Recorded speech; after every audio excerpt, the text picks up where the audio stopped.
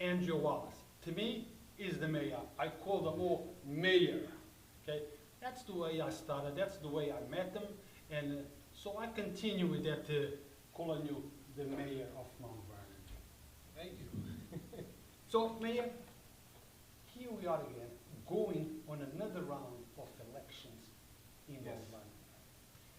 No, but before we go into why you're running and all the stuff behind it, let's talk about current issues in Mount Vernon. I read an article that you wrote. Montefiore, the hospital, the politicians, the march, Yeah. all those things that we do, that at the end of the day is not bringing any results. That's true. So tell me about it. Well, you know, when I was mayor, I started out when Montefiore was talking about shutting down. So I immediately, got on the phone and started making phone calls to some folks that I knew that are in the hospital business. Because I grew up in the hospital. My parents were both, full-time hospital folks, so you would say, because they had lifelong careers in the hospital. My mother as RN head nurse of North Central Bronx, and my father was a biomedic engineer, so he was always in, Montefiore and in Einstein and places like that. So I grew up as a kid in the hospital, so I see how it goes because I was always there, meeting mom at the hospital, meeting dad at the hospital, especially after school at times. That's where I would have to go or have to meet, So I pretty much got a feel of, knowing a lot about hospital, but I met a lot of people along the way that I know that do a lot of work with hospitals and turning them around and helping to fund them and bring them up to where they need to be, because I know Mount Vernon Hospital wants to close down and Montefiore doesn't want to be there. And, I can understand they didn't want to be there from day one. They took the hospital with the promise of turning it around to a state-of-the-art hospital, and it's been,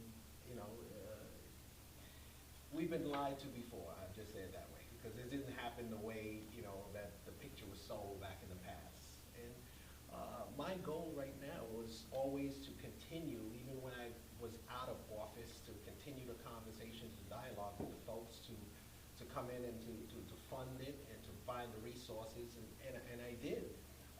And found a team, Monument, that out of Maryland, and some of them out of DC, and the others are out in the United Emirates, and we were able to put together teams of doctors and all that are committed to come in here, and we found money for it, So we were able to raise close to $100 million. But Mayor, I'm going to interrupt you a little bit because you are giving me all the answer to the questions that I have. Yeah. So soon there's going to be no interview. All right, so let me not say anymore. No. I'll So wait for you to answer your question. let me read a paragraph that you wrote on your article. Okay. I apologize in advance for the tone of this article, but I am tired of watching so-called leaders of this city, Mount Vernon, continue to fail its citizens. It's been over 500 days, almost a year and a half, since Montefiore announced his plans to close Mt Vernon Hospital, and the first rally occurred. Anything came out of those rallies? More rallies. More rallies. That's all that came out of those rallies. More rallies and more talk. See, rallies are great to get attention to something, to bring attention, but rallies don't bring a solution. They put people on the spot so that those people would have to come out and say what their intentions are. But we already know what Montefiore's intentions are. So the rallies are not going to move them left or right.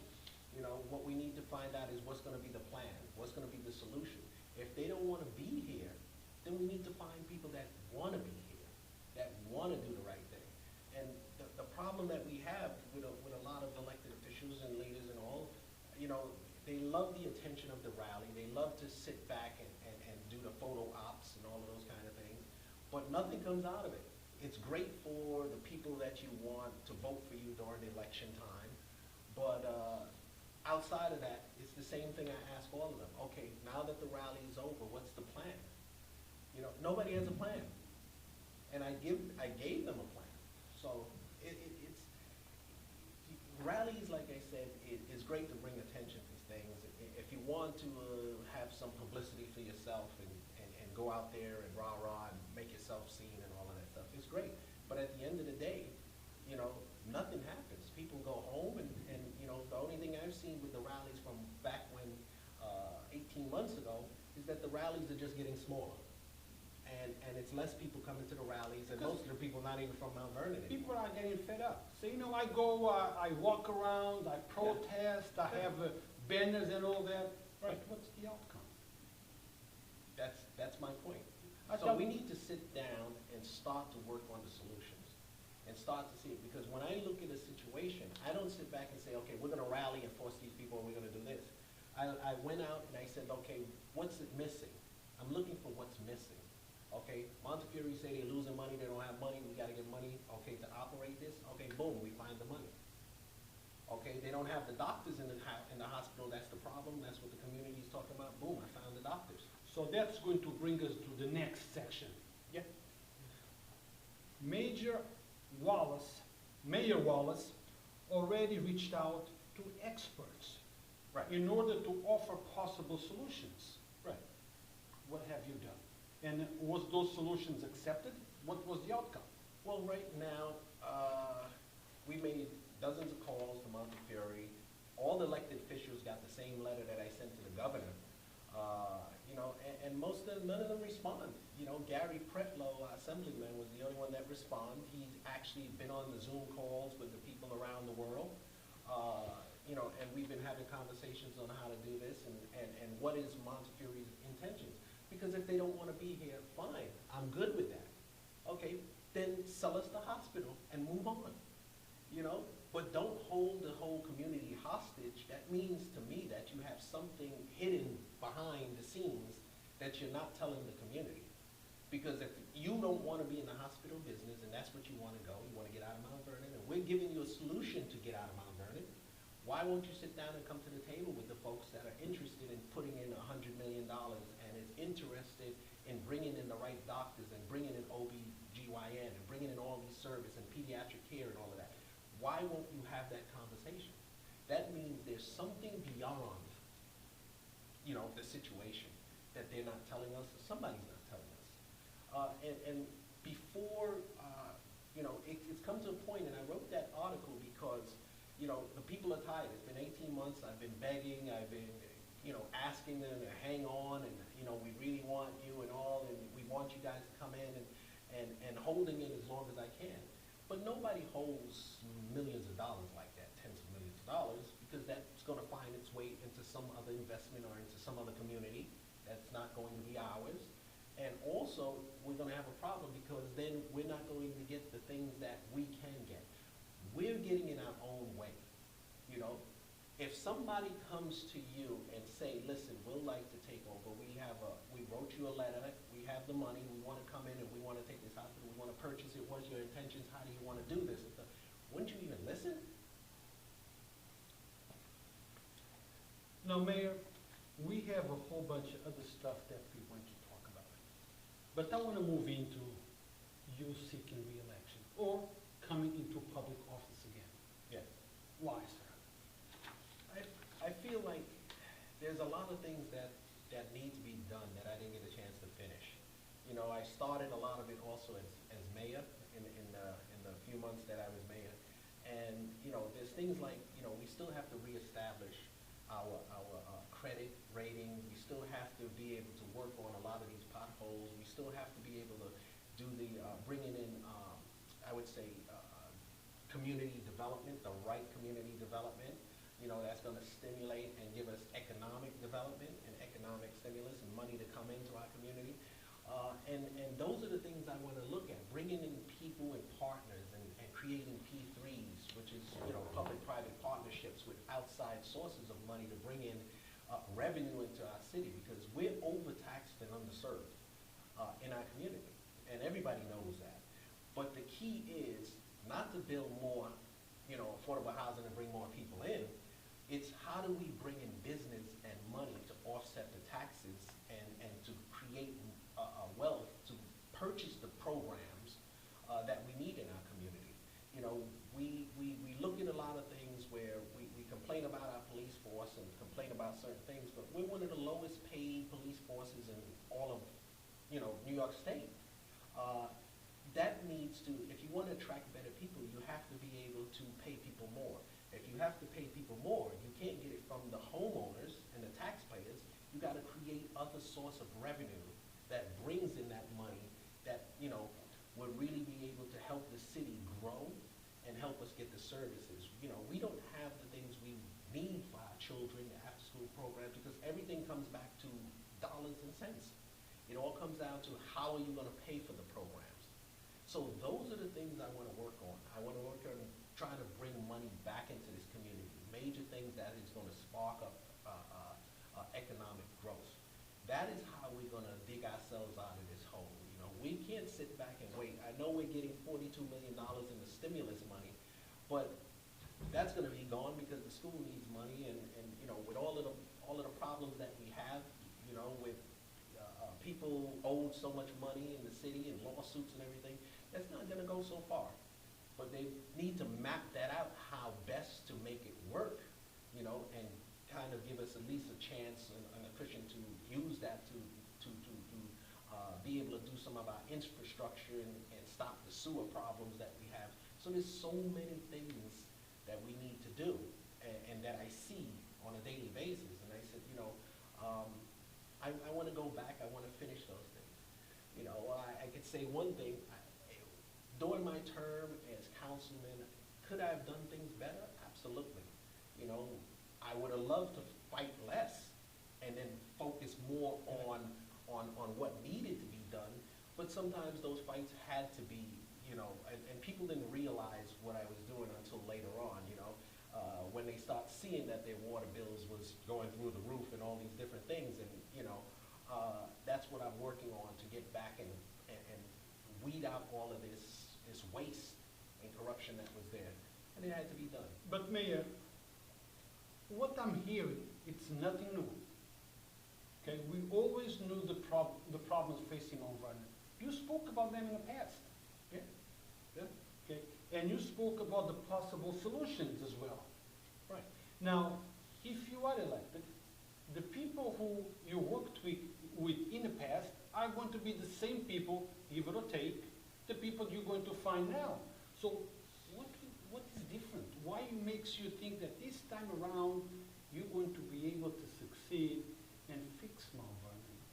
Well, I believe over the time my 4 years there that I've grown a whole lot. But have they grown? I believe they have. I believe they have. And if we're all elected and it's the same people, we can have the same people, but the approach will be different. And I can't sit back and look back at the past. I'm not going to say these people did this or that or this didn't happen. I'm going to focus on what we need to do going forward. Well, Mayor, because I can't waste time on what's no, in the past. I'm not trying to say that we have to point at the past, oh, that was your fault, that was my fault. But Yeah. we have to learn from the past. Absolutely. You just did it, you just said it that were there things that I could have done different. Right. You said yes, they're working. Absolutely. So you learn from the past. Absolutely. So what have you learned from the past that is going to make Mount Vernon a better place today if you elect it? Well, I've learned that, you know, you have to be able to work with those you like as much as those you do not like. And you have to be able to set aside all kind of personal issues and be able to just focus on the solution and find a way to connect to one another. Because when I came into office, we were already fractured, you know, because everybody came in different party. That one came in on that side, this one came in on that side, you had D.A. Parkinson came in on another side, and everybody. So we were 5 totally different individuals with 5 different concepts going in 5 different ways. And that made it difficult.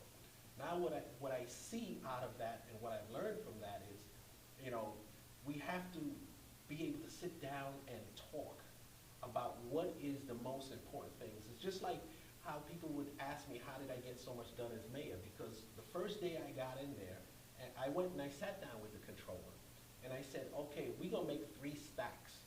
I need the stacks of things that we can pay and we can do, the things that we're not sure about but are up in the air, and the things that you just hate and you don't want. So let's clear everything that we can that we agree on, And let's say the things that we had the little conflict in that middle pile between us, so we could come to some kind of consensus and work on those and get those out of the way, and then here's the stuff that we disagree with. But we were able to move a lot of it off the table, because I focused on, and it was more or less of having that conversation and seeing what the others want to do and what they need to see and what makes them comfortable. You know, and as I was able to do that, that's the kind of approach I have to come back in and work with the others. And we got to look at what we all agree on, what we disagree on, and then there's a pile that, you know, is on the fence, that we're 50-50, and then we need to push what we can through and then get back to the disagreements later and work on those. Well, Mayor, if I go to your article, and I see that you are unhappy because of the leaders, talking, but no action. So the people that you're going to be working on still have the same mindset. They're not doing much, according to you. Yeah. Well, you can definitely say that, and I do believe that, because there's so much more that can be done that needs to be done. And all of the problems can't be just the controller. You know, I'm convinced of that. You know, though there may be a lot of problems with her not paying the bills and this and that, but every last thing can't be the controller. If somebody gets shot on the corner, it's because the controller didn't pay for overtime for the police, and that's why nobody was on the corner, and it's her fault that that guy got shot. It's not all like that. We all have to start to take responsibility for our roles and focus more on looking at what really needs to be done. People ask, how did I get things done fast too? Because I had sit-downs every Tuesday and Thursday with people from the city. Anybody who wanted to sit down and come in and explain. And the moment they explained what the problems were, I was able to make the notes of it, and then the next day correct it. So it was going quick, because sitting in the office, I can't see everything. If I'm in the office, I can't see everything that's going on outside. But when the people and the community is your eyes, and they're telling you the stoplights are broken over here, you know, the potholes are messed up over here, they're speeding over there, you know, the stop signs are missing over here, you know, all of these different things that they would come in and tell, the garbage is piled up over here. I was able to make notes of it. And then I would have meetings with the commissioners that evening and tell them, this is your task for tomorrow. Fix that stop sign, take care of this, take care of the garbage, pick up this and all, and I'm going to go down this list, and after, you know, if it was Tuesday, you know, I would give them Wednesday, and Thursday morning I'm going to look at everything to make sure it was done. So I would drive around in the morning to make sure it was done. It was always done. But you have to have a plan, you know, and you have to be able to work with the community, because the community knows best. They know where everything is. They know what's happening out there. They know what they want. And if we work for the community and they're our bosses, just take a moment to listen to them, because they're going to have all of the answers. You know, they're going to have the problems, and many of them have the solution for the problem when they come in and tell you, you know. So it was very easy, but you just have to be open to listening to what everybody has to say. Now, have you ever had a conversation with the other council, men and women of Mount Vernon, and say, look, we need to put personal issues aside and focus on what is best for the people we represent, for the people of Mount Vernon? What do they say? I'm sure they give you the political correct answer. Yes, you're right. You answered the question. I got the political correct answer. Yeah, absolutely. Don't worry. I'm right there for you. I'll be right there tomorrow. That's true. You know, they were like Trump. I'm going to be marching down there with you. And he went the other way, right? Exactly. Okay. You know, you get those things, but people, I never look at myself as operating in a what do you say, political or politician way, because I'm used to getting things done. If I say I'm going to do something, that's what I do. And, you know, I'm a worker. I'm a worker. Come on, I grew up in a Jamaican household, you know. You got to have more than one job. You got to have a lot of jobs, right? So, you know, I look at that and say, look, there's so much we can get done, and so many things that we can do at the same time, you know, and focus on all those different tasks that we have to do and do it. You know, I used to love getting up in the morning and looking at things and saying, hey, You know, today we're gonna correct this, we're gonna correct this, we're gonna correct this. You know, people were complaining about the bridges. I went and called MTA, set up a meeting, went to MTA. I demanded that we have a schedule. I demanded that we want to know when it's going to be fixed, when that's scheduled, and push them to get that schedule moving forward and hold them to it. You know, because when you start to tell people that, you know, and it was, I wrote about it in one of my articles like 2 years ago. The difference between that bridges being closed was like the north and south, right? And if you lived on the south side, it was 2 minutes and 43 seconds longer to get to the hospital than if you lived on the north side, because you had to go all the way around. So when I wrote that stuff and I wrote the letters to the MTA, I told them, I said, if anybody dies on the south side trying to get to that hospital, okay, I'm gonna hold you accountable and we're gonna sue you. And that's what started making people move their behind, because they don't want these lawsuits. And let me tell you something. Somebody with all it takes is 2 minutes to cause permanent brain damage. 2 minutes to cause somebody's life. Those 2 minutes and 43 seconds is a big difference when somebody's life is on the line. So those That's couple the of difference seconds. between life and death, very It's often. very often, you know, 2 minutes, and you talk about 2 minutes and 43 seconds. So you have to work on all of those things and let people start to see and understand, you know, what's going on and what's the impact on our community and on our people. People don't really see that for themselves because they're not in our community, and they don't understand it until it happens to them. And then they'll look at that whole situation and say, okay, well, you know, I think they're right. We have a problem. Houston, we have a problem, yeah. Now, Mayor, as we're talking about hospital and health issues, let's move into two things that I connect: homeless and mental illness. Yes. Mount Vernon has a problem, and so does the entire United States when it comes to homeless. But this is about Mount Vernon. Yeah. So what would you do different to deal with homeless? Let's be clear that homeless is not just a Mount Vernon problem, it's a county problem. Yeah, but you know, But if they are in Mount Vernon, they are a Mount Vernon problem. yeah, because the rest of the county in New York City and everybody dumped them in Mount Vernon, you know, and I had a big fight with New York City about it. And it even made the front page of the Post, because I know what they were doing with their soda program, you know, of importing all of the homeless people into Mount Vernon and Newark and Hawaii, all these other places. They would dump them by giving them $40,000 to say, hey, we're gonna help you get an apartment, we'll get it in Mount Vernon. But people don't realize once you put them in those buildings that we build, you know, for the low income and stuff, and they come from New York and all over and stuff them into these buildings. Once the $40,000 run out, now it's a year, they belong to you. They belong to Mount Vernon. Now we are responsible to take care of all of those people. And as we're doing that, we don't have the resources to do it because we're not set up for it. We don't have the funding for it.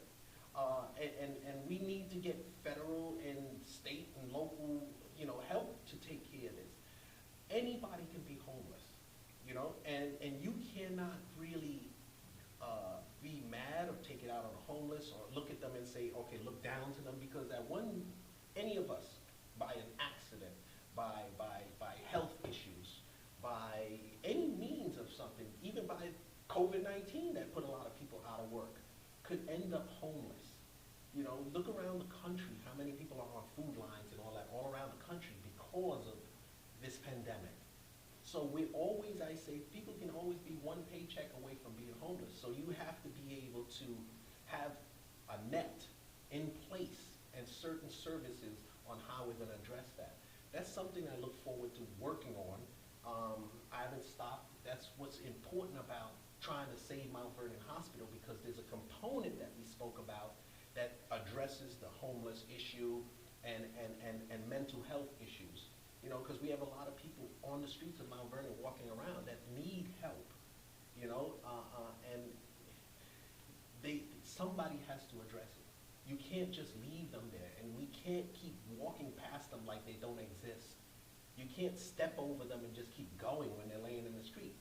You know, our community would be judged in life by the way we take care of those who are less fortunate. So we have to focus on that and make sure those who are less fortunate, that we help to lift them up and bring them up with us, you know, because it makes the whole community rise. It makes everybody better. And that is very important. Well, in Yonkers, we also have a homeless issue, but I need to point out that not every homeless is homeless because they don't have a job. Some of That's them right. do have a job, That's right. but they cannot afford the high rents in Yonkers. That's right. Would that be the same for Mount Vernon? Absolutely, absolutely. And the thing about it is, yeah, I'm a fan of the raising the minimum wage because people need to be able to have a livable wage. They need to be able to, you shouldn't have to work 3 jobs to try to make just enough money to pay for an apartment to live in. That's not living. That's just working to have a shelter or a roof over your head because you still need groceries, food, electricity, and all of those things, and you still need the life. Your life is not working in a job, you know, 20 hours or 18 hours a day, you know? That's like prison life. They would never be able to reach the American dream. Exactly. And that's what America's about, right? Even though there's many opportunities for all of us, but we have to be able to guide those people and show them the way to make the opportunities. That's why I started a long time ago my construction programs and training youth to be able to understand, yes. and put them into the unions and into construction jobs and other places where they can get a pension and do all of these things. A lot of them I would find out that it's not that they had a tough time with this or that or couldn't read or write or certain things, a lot of those things. It's because all they needed was a chance. They needed somebody to give them a chance, an opportunity, you know, and let them go. And once you do that, and I just ran into, actually, on the way here, a student, when I was coming here earlier, that I ran, that lives in Yonkers, that's doing great. And he was just telling me, oh, I want to come by, and you're still doing the programs. I want to get my cousin in the program. Yeah, I'm working right now, and I've been working ever since. That's a great feeling. You know, and he's driving a nice car. Yeah, you know, Mayor, I always tell people the key for success is the foundation. Absolutely. And Absolutely. the programs that you had, or you have, Yeah. it's the foundation for that success. Right. Right. If you give them the right foundation and the right tools, they're going to do the right thing. It's that they just want that opportunity. And they want somebody I see to believe in them. And when you do that combination of giving them the tools they need and believe in them, they will go all the way. You know, and the proudest moment is when they come back to tell you about their accomplishments and their achievements.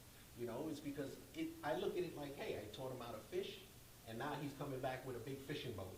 You know? That's right. And his business, you know? That's right. But Mayor, but there is a small group that are homeless, not because they don't have jobs, it's because they suffer from mental illness. Right. Okay? Those do need help Yeah. from the elected officials. We need to do something for them. We need to give them, to put resources there so they can get the help that they desperately need. Absolutely. What would you do? Well, I can't solve the whole homeless thing right here on But on what the would show. be your formula? But definitely, we have to be able to have a place where they can go. Some of them need the proper medication. Some of them need the proper guidance, you know. Some of them need to be able to have a place to go to deal with their mental illness. We don't have that pretty much in Mount Vernon, you know. So what we need to do is add those components to the hospital. Then we need to add those components to outreach services, to go out there and reach out to these people and to reel them in and to be able to help them. And establish a place where folks could understand that I can go here if I need help, or if I have a family member that needs some help, I can take them over there. So we have to create all of that. And Saving Mt Vernon Hospital is one of the main things that you have those services for our community and outreach out of the hospital operating to make sure that the community stays healthy. So that is why Saving the Hospital is very important to me. And why? Because there's so many elements to what we want to do. And I noticed that when I have to take my kids to pediatric, I gotta leave Mount Vernon. There's really no place here. You know, you can't, all of that is gone. They stripped all of that from Mount Vernon Hospital. We need to bring that back because the people need to be able to have the service in their community. You should not have to go out for every last thing, which we almost do when we go from entertainment to shopping to, now you gotta go out for your medical services?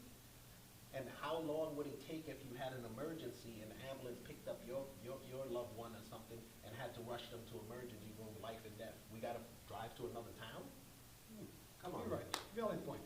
Let's move now into economic development for the city of Mount Vernon. And if you were elected, what would you push in to make it attractive for future investors to come up to Mount Vernon and invest? Invest in many ways, new business, construction, or whatever, to make Mount Vernon a better place. Well, what we need to do is, Mount Vernon is centrally located in a good position with the highways running across and the train station and all. We need to work on our downtown area and to create an area of business where companies can come in. That's what I would focus on a lot, bringing in companies. We have a lot of office space and office buildings that's available here in Mount Vernon. Even if you had to build up a little more around the downtown area, around the train, there's no reason that we can't attract the people and the corporations from New York City and other places. We're the first stop out of New York City on the train. So it's not hard to have our downtown area filled with corporate businesses in Mount Vernon. Back in the day, we had a lot of industrial business, which I don't know why we let that leave and take away those jobs. But those are the things we need to create. Those are the things we need to bring back. And that's what I would focus on. You know, that has always been my focus. And if you could bring in, you know, companies like have a TD, Ameritrade, or Robin Hood, or whatever, open up and start functioning in our community, in our downtown area. You know, that would spur more spending in the community, which will help our stores and business, and then from there, that's how you attract more businesses to come in, because people look at what's in the area before they invest in the area. So you have to make it attractive. You have to be able to say, okay, you have these people spending this with this kind of expendable income, okay, so they can have this kind of store. So there's studies that you know, corporations and businesses do before they come in. But you have to be able to have relationships with other folks to bring into the city, which I've done, and I've started as councilman. I brought in a few businesses that took over buildings and brought a lot of employees into Mount Vernon. And it can be even more. It can even be more. Now, Mayor, I have spoken to lots of people in Mount Vernon, business owners. When you were a mayor and when the prior mayor was a mayor, and they were all good with making it attractive to bring in new investors. But the question that they ask is, what about us? What is the city doing to keep us in business and don't make us go out of business? Yes, new business come in, tax breaks and all that, but what about us? What is my city doing to keep me here? Yeah, well, that's another thing we have to look at. We have to definitely work with all our merchants, and you have to be able to create a better,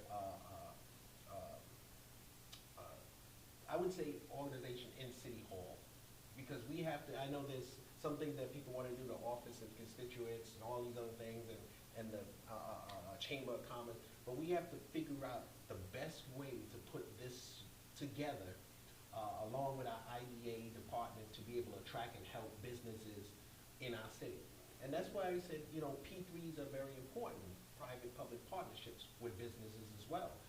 There's so much you can do with that where the government and the city can help these businesses get up on their feet and work with them. Because if I help your business and you have 100 employees, that means I got to keep you here, make you happy. Because your 100 employees are going to be buying lunch and food and breakfast in the community. They're going to be shopping in the stores. They're going to be paying taxes, you know, in Mount Vernon. So we're going to create a lot of revenue from that. So you don't want those businesses to go out of business, you know. I still wonder what would happen when we had places like Reliable Sprinklers that had 300 to 500 employees here in Mount Vernon and all these other companies, but we let them go. You have to be able to work with those companies and give them incentives to be here, to keep them here. And that's how you create the base. That's how you create jobs. Jobs create, happiness in the community because people are working, and it lowers the crime rate. It's proven. So what you want to do is, and the best way to pull people out of poverty and out of crime and all of those things is to give them a job and give them a good, livable wage that they can be happy with. And it changes everything. Well, Mayor, we have to conclude sooner or later. There is so much more to talk about, and we can always get together and talk more about it. Yeah. But I don't want to end this without talking about COVID-19. Your city been hit drastically Absolutely. with COVID-19. Yeah. Your city has not been doing much to fight COVID-19. At least that's what I hear. I'm not sure if it's true or not, but that's what I hear. Right. The people from Mount Vernon are coming down to Yonkers to be vaccinated. Right. What is going on with doing something for the people of Mount Vernon in Mount Vernon? I don't think, because I got vaccinated in Mount Vernon Hospital. I use Mount Vernon Hospital all the time. I just, had my other, a couple years, 2 years now, my colostrum, colonoscopy there. I go back when I was sick, when I had COVID, because I was one of the very first people to have it back last year in February. I was sick. I talked to my doctor in Mount Vernon Hospital. So I use the hospital a lot. The services for the vaccine and all of that have been there because that's where I went and got my shot for the Johnson & Johnson. I think what's happening in the community is not being from the hospital point of view. I don't think they're promoting it well, to let people, to let people start to come in. And we need to have a lot of community outreach regarding the vaccinations because trust me, I've heard everything about the vaccinations, and I'm sure you have, that it costs 5G. I've heard every one of the Area 51 outcomes of this whole thing, and that, the feds are going to be tracking you now I can't have no more kids after taking this shot. I've heard everything, and it doesn't bother me with that because I just had a baby 3 months ago. No plans for another one? I'm not having any more. That's 3, and that's what I was looking for. I was waiting for a baby girl. I got a baby girl, so I'm the happiest dad there is, because I'm going to spoil her to death, but I got to balance it. I don't want the sons to think that, But still in all, I heard all of those things. So we have to really combat that because a lot of folks don't want to take the shot because they're worried about all this stuff. And I can understand too because I think about it too because you go all the way back to the Tuskegee experiments, pumping, syphilis in people to see how they react and things like that. So as a black male in, the United States, of course we're all going to be skeptical, but we have to be able to work on that skepticism and try to deliver the message to others. Because when I took it, I posted online that I took it, and then, dozens of people were calling me about it, and dozens of people were saying, how can I get the shot, and how do you feel? And I posted, I said, day 1, I feel nothing. Day 2, I feel nothing. I still don't feel anything, and it's been 3 weeks. So I don't know about the baby part either, because it's not affecting anything, but still in all, it worked. It's like just taking a flu shot. But we need to start to have more community outreach and just explain to people and let them understand it better and build up trust, because I know nobody really has trust for the government, and can you blame them?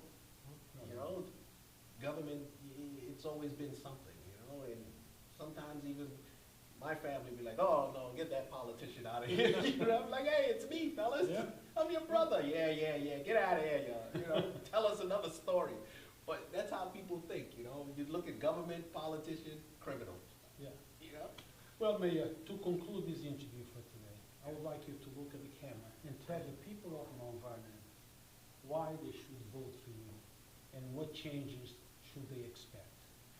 Well, it's best to vote for André Wallace for City Council. What they expect is work to be done.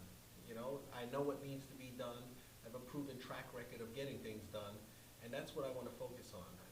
are more or less about less talk and more action. So it's about getting the job done, getting the potholes filled, cleaning up our streets, making sure that we have a community that can raise their heads high and not have to worry about other communities talking about us, work on our police reform, and many other things that need to be done just to make sure that we can instill the integrity in our community, to make sure that, you know, as I see Mount Vernon, second to none. So June 23rd, vote for André Wallace, you know, because I have a proven track record and I'm here to serve the people and to serve you. So guys, as always, Yonkers Voice does not endorse or oppose any candidate. Our only goal is to inform you, the audience, of where each candidate stands, what his beliefs or her belief is, and then you make a decision that you're going to make an informed decision. Thank you for watching, and until next time.